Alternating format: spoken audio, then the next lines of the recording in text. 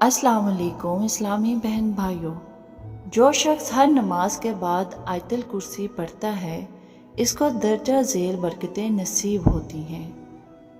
وہ مرنے کے بعد جنت میں جائے گا۔ وہ شیطان اور جن کی تمام شرارتوں سے محفوظ رہے گا۔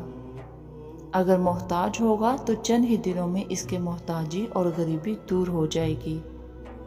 جو شخص صبح اور شام بستر پر لیٹتے وقت آیت الکرسی اور اس کے بعد کی 2 آیات خالدون تک پڑھا کرے گا، وہ چوری، غرق آبی اور جلنے سے ہمیشہ محفوظ رہے گا۔